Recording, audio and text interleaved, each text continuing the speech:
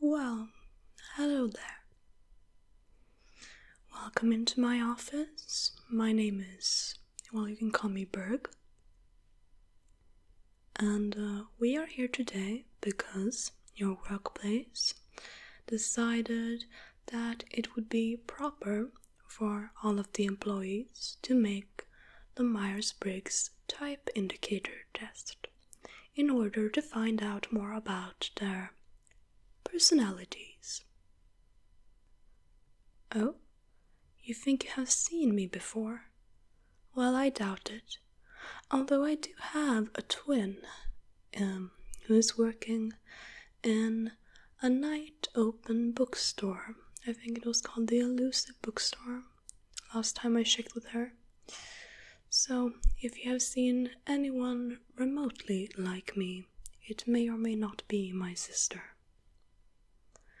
Well, enough of chit-chat. I only have a certain amount of time for all of you, and you just happen to be the first one out. Yes.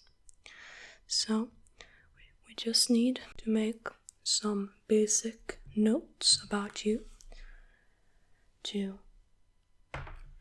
transfer into the register.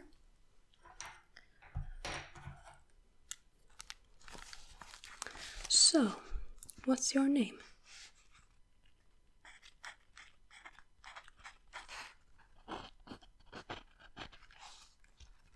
How nice, how nice.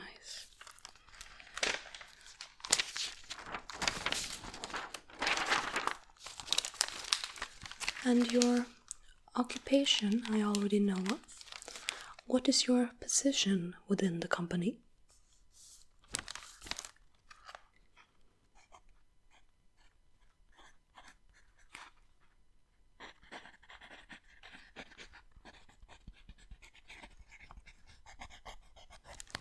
I see.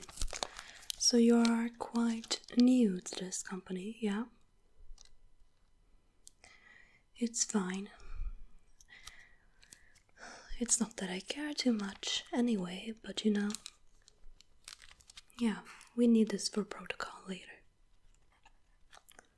So, have you ever heard of Myers-Briggs Type Indicator? You haven't? Well, let's just bring down this handy whiteboard right here.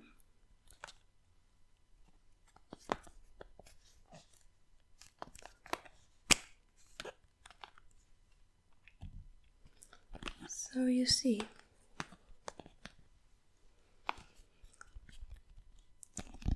there are 16 different personality types according to the Myers-Briggs theory based upon Jung's cognitive functions. You may or may not know about Carl Jung because of, his presence as one of the early forefathers to psychology. He had some theories about how we act as people. These ideas were boiled down to different letters in a combination that would tell you more about who you are as a person.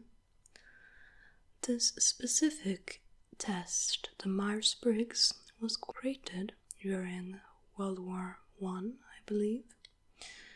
And the idea was to see what jobs the women could hold because of their men being in war, you see. So, we have quite a lot of different types. We have, let's see, we have the question of I versus E, which is introversion versus extroversion. according to the 16 types, you can either be an extrovert or an introvert, primarily. Then, of course, I know that some people fall in the middle, but you are the exception, and this test does not account for you. If you're introverted, you prefer being with small groups of people. You get your energy from, well, spending time alone or maybe with one other person, and you get really, really tired after being with loads of people. You prefer a book over any social event, really, or a video game, or maybe a Netflix movie. Yeah. Then we have extroversion. Now, extroversion is kind of the other side of that coin, you could say. It is people who get energy from spending time with others and get a bit discharged by just being with themselves. They are more of a life of a party person, perhaps, and likes to be social with bigger groups of people. Now, next up, we have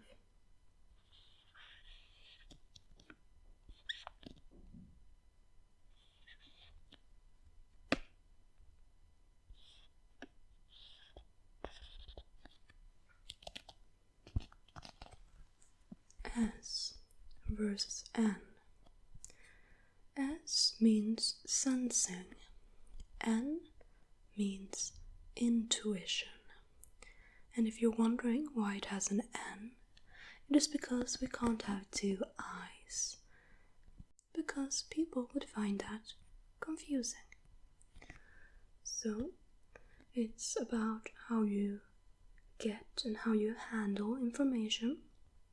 Sensors are more likely to gather information through their senses, and when they are trying to solve a problem, they would rather go with the information of the right now or from the past and use their past experience in order to guide them in the present, versus an intuitive who likes to try new things in the sense of new options, try to use the information you have to create new ideas and use them instead. An intuitive person may not be as aware of the world around them, but more so a dreamer versus more of a realist generally, although that can sometimes vary. An intuitive, they are more focused on the future, what will be and what could be, and planning, or not planning necessarily, but doing what should be done based on that amount of information. So yeah, then we have T versus F.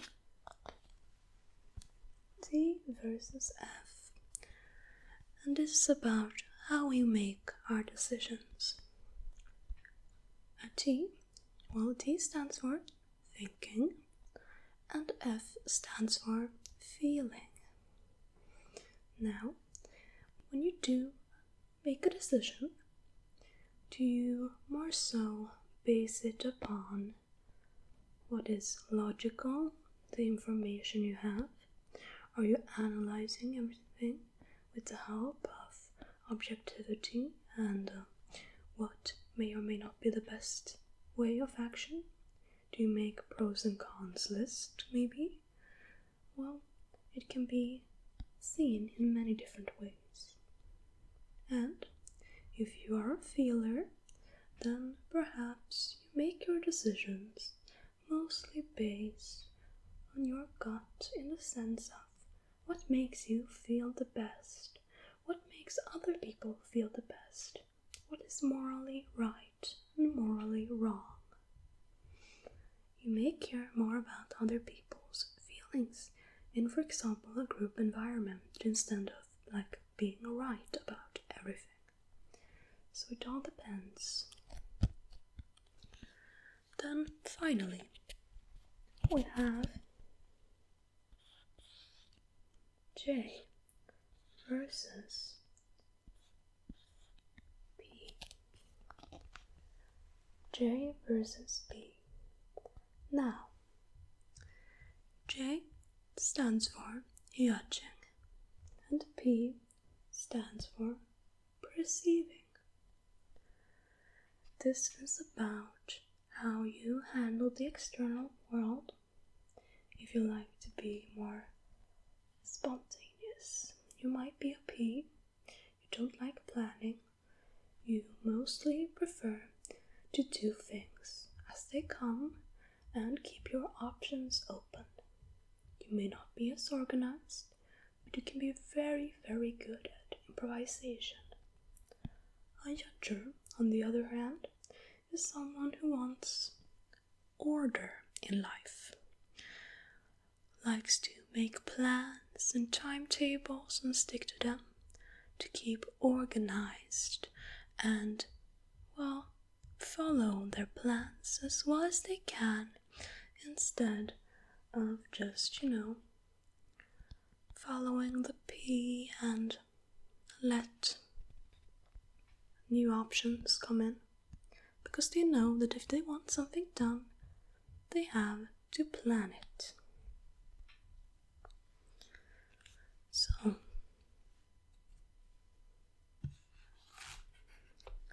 that is the MBTI in a nutshell. With these 4 different preferences, with 2 in each, you can make 16 different types. For example, an INFJ, an ESTP, or an ISFP. And those have different meanings in themselves. But today, as I said, we are going to make these decisions based on how you answer in a test, a Myers-Briggs test, a very popular one found on the internet called 16 personalities.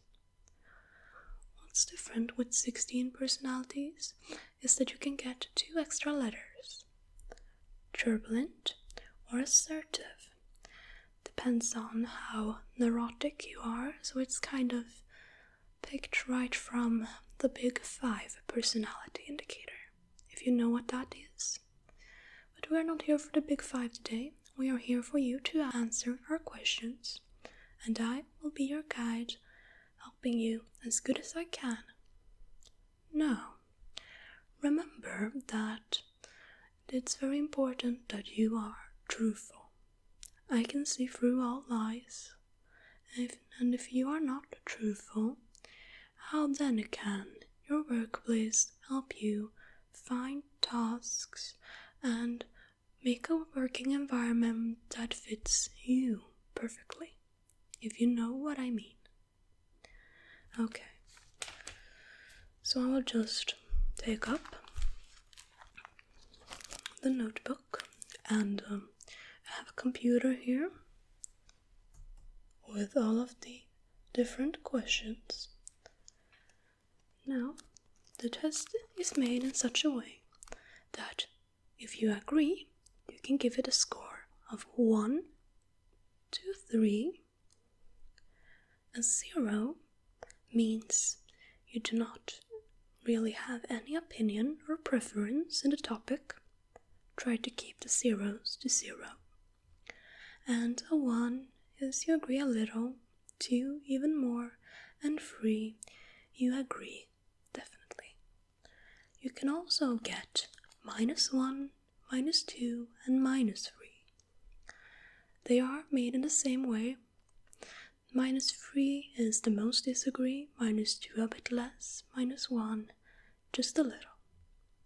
So, if you have any questions during the test, you may take them up with me. But to make this as effective as possible, I would urge you to start this with me right now. Okay? Okay. So, the first question is, do you enjoy vibrant social events with loads of people? I know it can be a difficult one. What number do you choose? I see. I'll just make a little note in my notepad here. Number 2. You often spend time exploring unrealistic yet intriguing ideas. Okay, what would you say?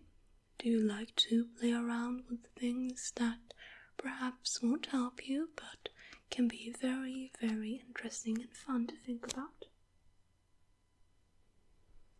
Yeah. Now, your travel plans are more likely to look like a rough list of ideas rather than, something that's very detailed or in-depth.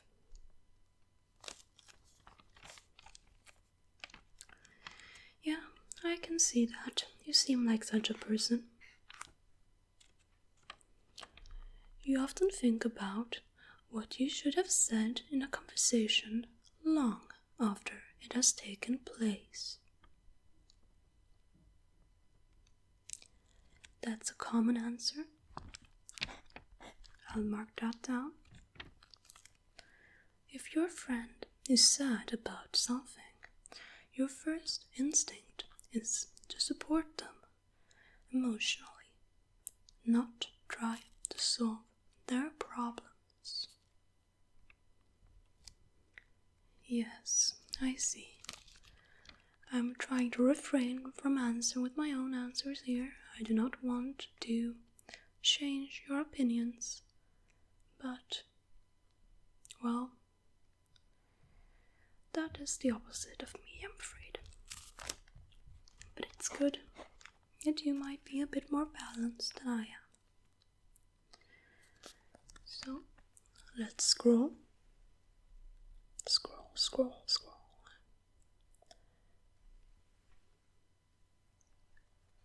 People rarely upset you. I know it's hard. But my job is only here to help you get the right options and not to, make you feel all that comfortable. Not more than normally. Okay. Okay.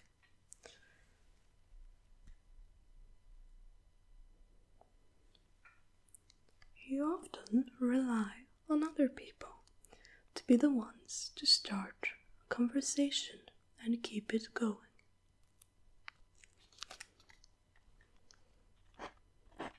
Well, right now you are relying on me because I ask the questions here, not you. If you have to temporarily put your plans on hold, you make sure it is your top priority to get back to them again as soon as possible.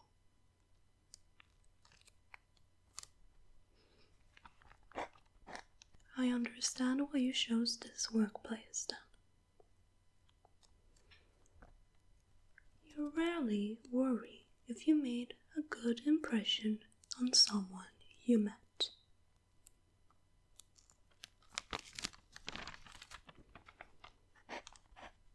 I hope you don't worry about me. I'm silently judging you, but still. It would be a challenge for you to spend the whole week all by yourself without feeling bored.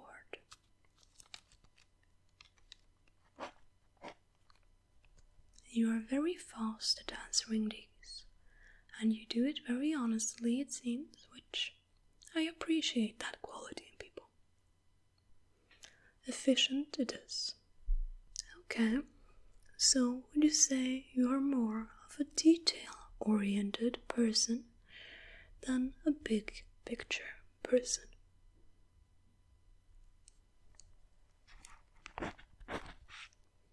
Good. Okay. Would you say that you are very affectionate with people that you care about? Like, do you tell them that you love them, give them hugs and other stuff, that kind of thing? I see. Scrolling down to the next page. You have a careful and methodical approach to life. I see. You are still bothered by the mistakes you made a long time ago. We all are sometimes, but it's a question of, if it happens often or very, very rarely, you see. At parties and similar events, you can mostly be found further away from the action.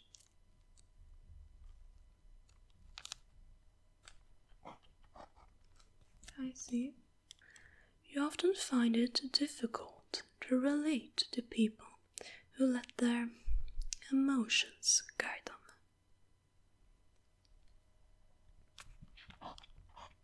I see. You may or may not fit into this workplace then. What is needed and not, but I'm not here to give or take away recommendations. So, when looking for a movie to watch, do you spend ages browsing the catalog? Don't lie to me. I know all people do. If you say. Can you stay calm under a lot of pressure?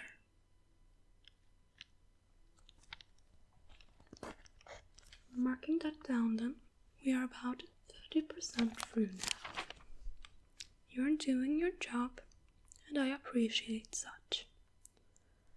When in a group of people you do not know, you have no problem jumping right into their conversations.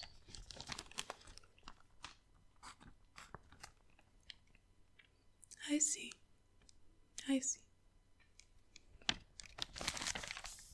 When you sleep, your dreams tend to be bizarre and fantastical. Dragons and aliens? Yeah? Okay, I see. In your opinion, it is sometimes okay to step on others to get ahead in life.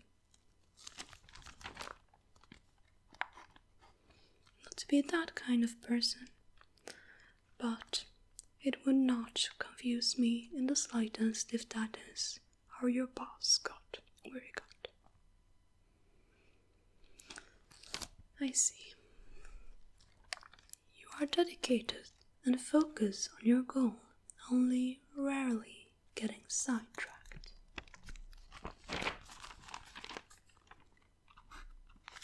Okay, I see.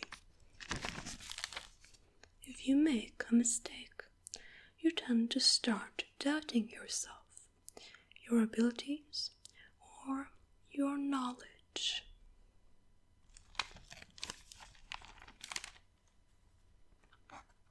If you ask me, no need to doubt yourself. Except for fools.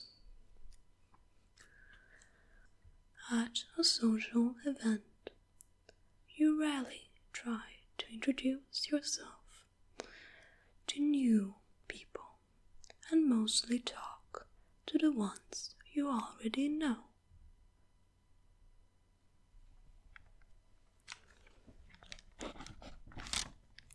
Okay. You usually lose interest in a discussion when it gets philosophical.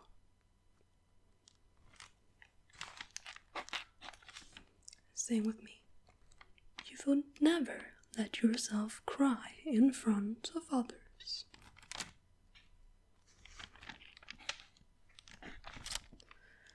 You feel more drawn to places with a bustling and busy atmosphere than to a more quiet and intimate one.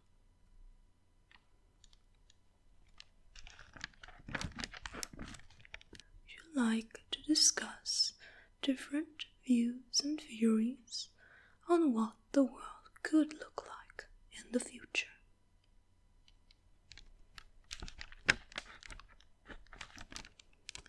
Seeing as you work in an investing firm, that could be a positive thing if you do. When it comes to making life-changing choices, you mostly listen to your heart rather than to your head.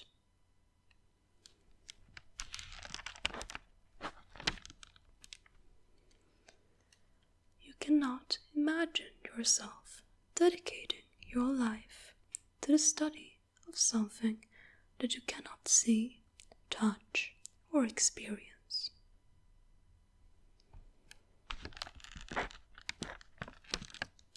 You cannot always touch money and value, but okay. You usually prefer to get your revenge rather than being forgiven.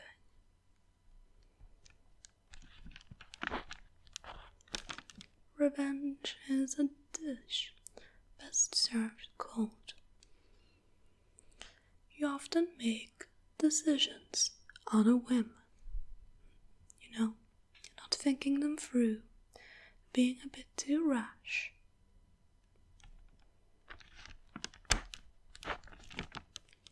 Okay.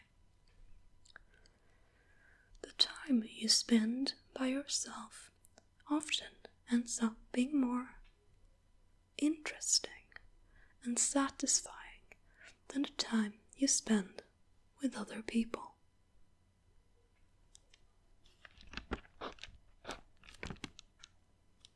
If your fellow employees out there could shut up, this would be a lot more easy. So, you often put special effort into interpreting the real meaning or the message of a song or a movie.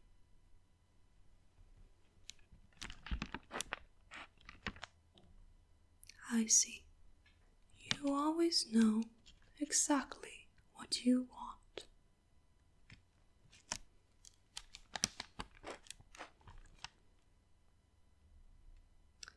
Well, that's an unusual answer. I respect you. You rarely think back on the choices you make and wonder what you could have done differently.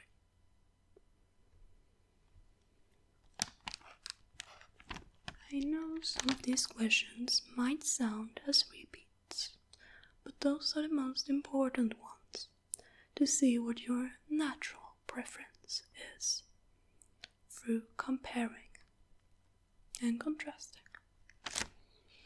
We are about 2/3 through, so soon I will finally have my lunch break and then get to your colleagues.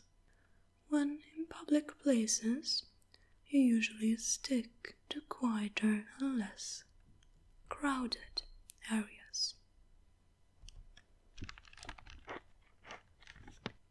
So, do you tend to focus on present realities rather than future possibilities? I see. As I assumed, I'm quite good at reading people, you see.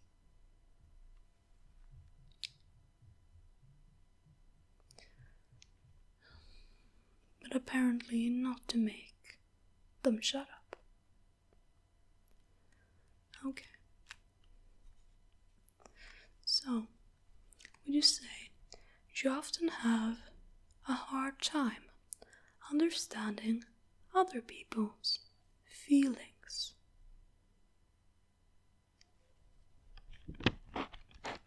I, for one, do.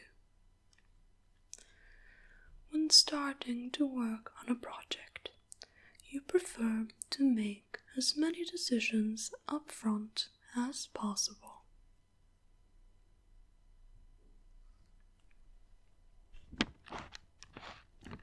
Some people are leaders and others are followers. But a follower can always become a leader and vice versa. When you know someone thinks highly of you, you also wonder how long it will be until they will become disappointed in you.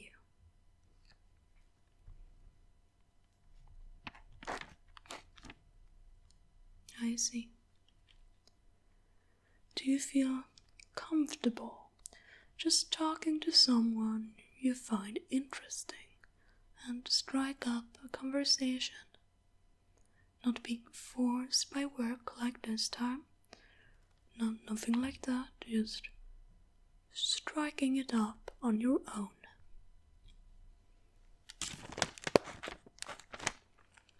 I see. You often drift away into daydreaming about various ideas or scenarios.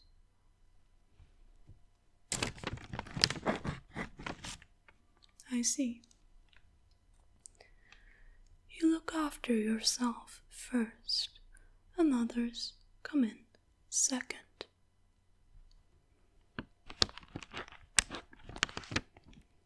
Even when you planned a particular daily routine, you usually just end up doing whatever you feel at any given moment.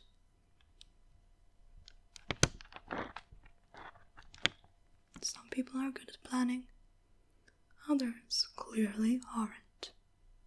Your mood can change very quickly. With other words, do you have mood swings?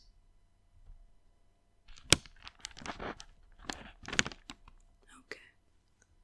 You often contemplate the reason for human existence or the meaning of life.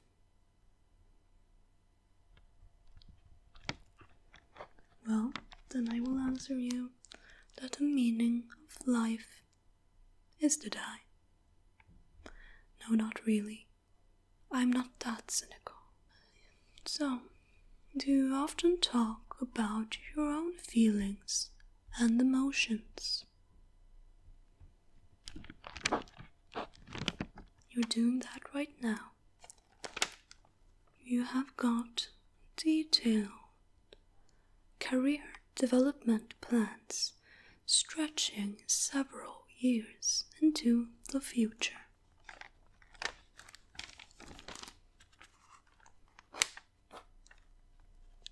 Planning on becoming chief, higher up, maybe even stealing my job after this. I would like to see you try. You rarely dwell on regrets. At least you answer consistently. So, spending time in a dynamic atmosphere with lots of people around quickly makes you feel drained and in need of a getaway. I see. So, you see yourself more of a stone-cold realist or a dreamy visionary.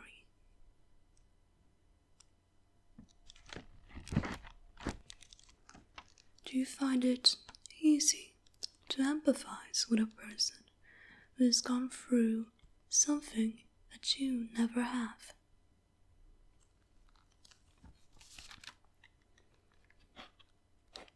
Does This question can also be, would you like to change the way you live to take care of the dying people in Africa?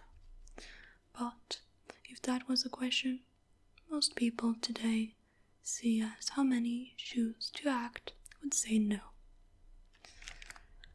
This is a bit more elusive, difficult to touch, to grasp.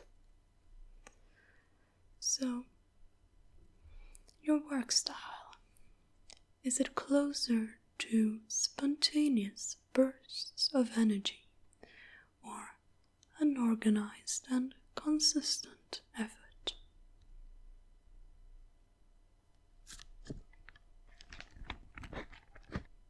Okay, would you say that your emotions control you more than you control them?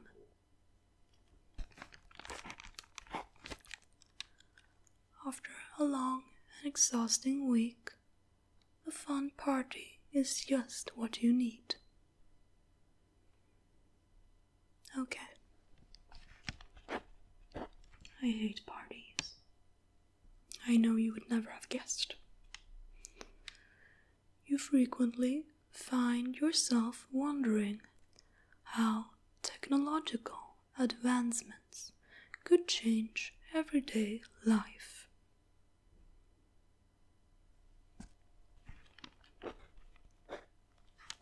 And we are using a computer to make this test instead of having to write everything down. So technology does impact you right now. Do you always consider how your actions might affect other people before you do something?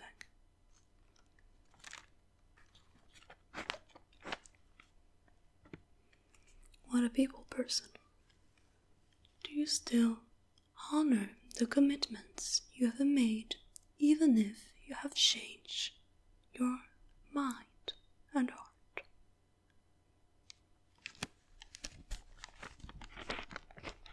Don't tell me you have changed your heart or mind when it comes to doing this test earlier, because it was never your choice to begin with. So, last question. You rarely feel insecure.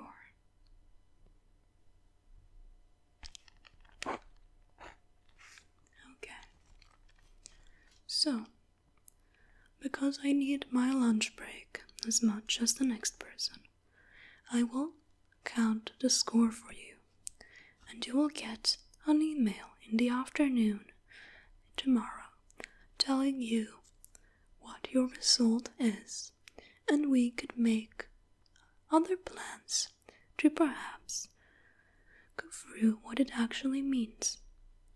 Or you could use the internet, and I could get some time playing Candy Crush. Okay? Okay. So, go out there and tell your friends to shut up. Thank you.